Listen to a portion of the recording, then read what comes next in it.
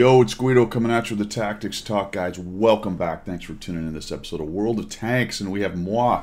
I am in my Scorpion G, the old Scorpion G, the Scorpion with the Scorpion picture on it and everything. I never trade those in because I always feel like everyone's going to trade them in, and then this will be the actual collector's item. Is that how it works? My digital goods are a collector's item? I don't think so. Anyway, maybe it's just because I'm too lazy. Oh, hello, Mocha's come in. So here we go. Oh, and she's wet because it's been raining. That's fantastic. I should edit that out, but I'm not going to as usual. We're going to talk about mobility, guys. We're going to talk about mobility. You need to use your mobility even when you're camp-a-lamp-a-ding-dong like I'm going to do at the beginning. I am bottom tier in a tier 10. The Scorpion G obviously has little to no, what's the word I'm looking to? Reason. Little to no right. Little to no survivability. It's probably the truth of it. And just YOLOing forward and going into a very forward spot. We're going to get this map a little bigger so you can see it over here. And I wanted to come over to the west side and help work on the castle. But as I play, I'm always looking for that opportunity, maybe to a fault sometimes. We're going to show a decent effort at it without overextending, but sometimes almost to a fault on trying to move forward. I'm always looking for that opportunity, but I'm looking at this right now for the castle, and I'm thinking, there's not much going on at the castle. Man, I really would have loved to have hit him there, but clearly, if I did, it did not kill him. And so we've got the Link 6x6 doing a decent job kind of keeping him busy and at least seeing what's going on at the castle. We kill the mutts off, and we have a decent scrum going on in the middle, and I'm just trying to figure out, all right, where can I go? Where can I use my mobility? Should I just sit in this bush the whole game? Well, I try not to do that. Sometimes you have to. Sometimes that's what ends up happening. But now, watch how my guys are filtering forward. This is what you're looking for. See the Schwartz, the 6x6, the 13105 has gone onto the island over there. And because they're all not getting wrecked, because they're not lighting up a bunch of guys sitting there, I'm starting to get the sense and the flow of this battle that there might not be much there. Clearly, the EBR is nearby. The Standard B was working around up there. There are a lot of unlit guys. But if I look at it, I see a T95, an IS-7, an IS-22, and the ST-1. What does that leave that I'm looking for? Well, there's an IS-4 lurking around somewhere. I don't see him lit. So he could be over there. And then there's some TDs. Now, TDs are going to tend to be down on the red line, down there across the K row, down there. So I'm starting to kind of get the sense that maybe they haven't pushed too much up here. And that's what your scouts doing good scout things can help out. And what you need to do then, I'll give you what I'm doing with my camera. I almost crash here. What you need to do then is just keep looking for those opportunities to get that gun forward and into the game. Where can I become useful? You know, I could have stayed back in that bush, and you see this a lot with TDs, especially with paper TDs, glass cannons, people saying, well, I can't really get forward. Yes, you do not want to go and trade with the IS-7. That's a bad idea. However, you do want to get them into the game. You want to look for shots. So this is me kind of moving around, trying to figure out what's going on. The Standard B appears to be on the back edge of the castle. That's a good SA. I'll use that. Okay. The 6x6, he's dangerous because he can kind of be anywhere. So I don't really want to get circled by the 6x6. I have a limited capability of handling that. But I'm just going to keep pushing up because the 105's up there. Now, here's another piece of SA. See how that Schwartz Panzer just drove across that whole area from here to the castle up there and didn't take a hit? No arty went in, no shots into him that I noticed anyway.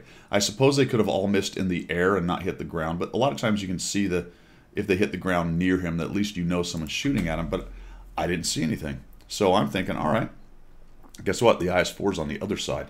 There's another piece of SA. So what you're doing is you're trying to pay attention to the mini-map and gather what you can off of this to inform you when you can move up, right? So I stayed in the back of the map in the north. I sort of moved over to where WT was when I found out there wasn't going to be a big scrum at the castle. I watched that for a second. I got a shot earlier on the mutts. Then I saw my lights giving me more SA. I counted noses down in the middle of the scrum, the 95, the IS-7, the T-28. Then I noticed there was an IS-4 lit over there.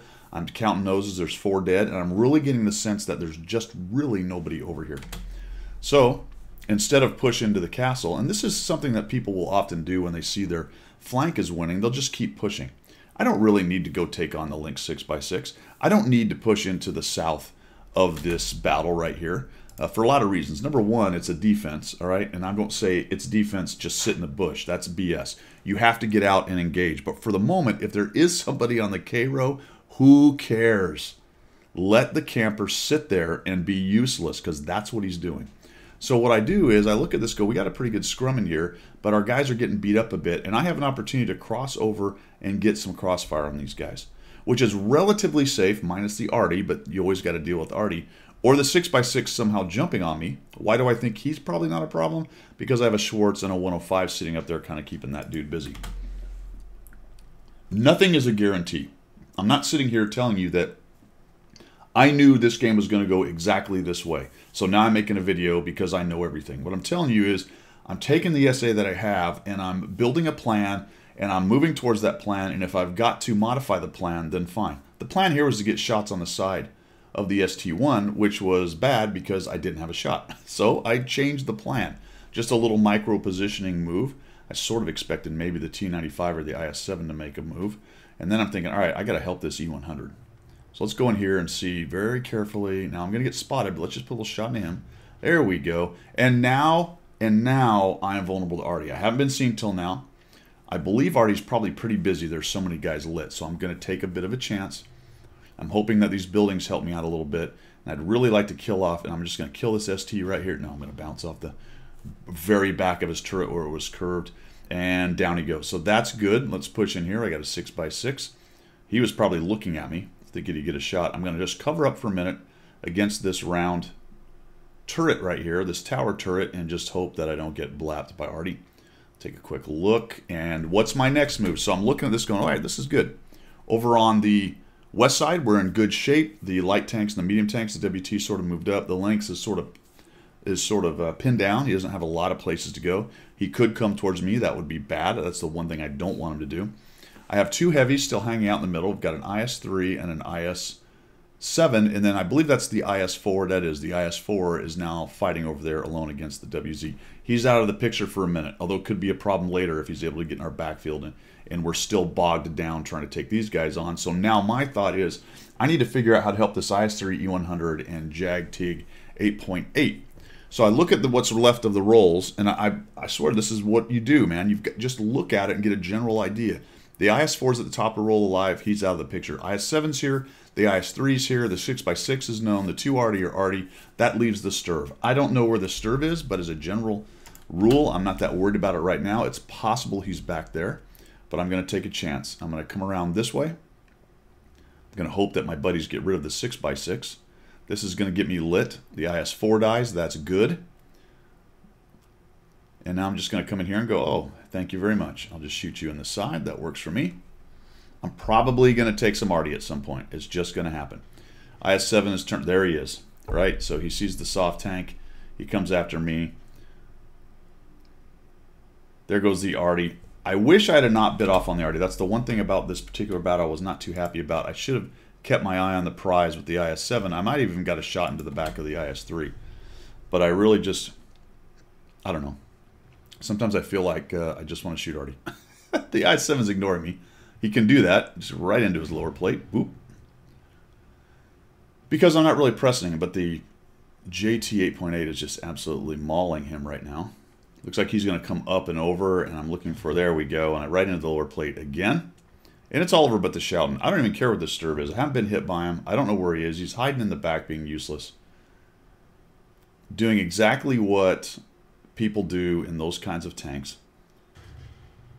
And I'm at 2,476, 1 kill in a tier 10 battle, and I'm just going to take my opportunity to go past this guy.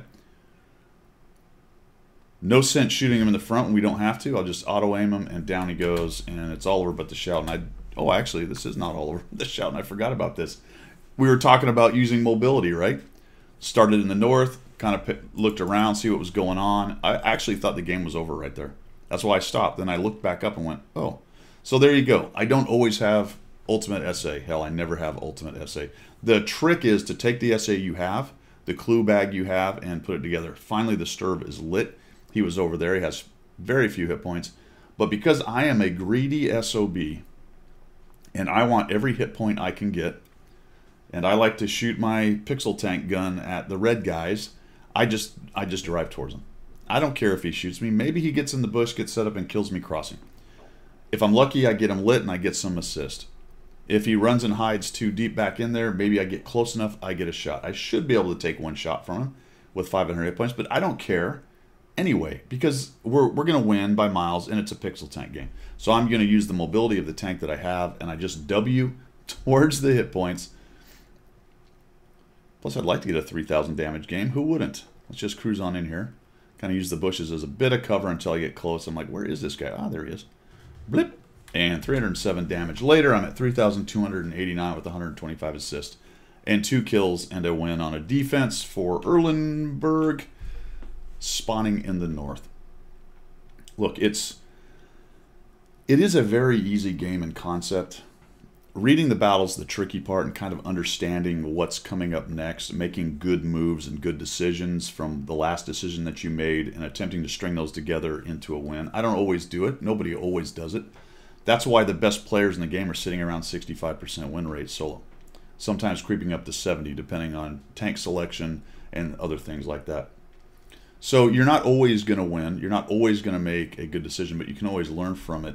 And I think if you're always trying to assess the game flow and make that good decision, that's how you're going to learn. If your good decision starts and ends with, I'm a glass cannon, I sit in the bush, and I wait for them to come to me, then I think you're missing out on 95% of the game. So learn how to use that glass cannon. Learn how to move forward. I gave the Sturb a little bit of crap earlier because they are difficult to use as far as maneuver goes. This thing happens to be pretty easy because it's relatively maneuverable and it's got a turret. But this applies really to any tank, not just glass cannons. Although glass cannons can be highly effective late game when you get them into the fight. I don't know if it was a Scorpion. It might have been a WT. Oh, it was a Grille. It was a Grille battle lately that I featured and showed mobility. So I just wanted to throw this out because, you know, it's my effort to try to break up a little bit, at least with people who are watching my stuff, to kind of break up the campy meta and the just sit in a bush thing.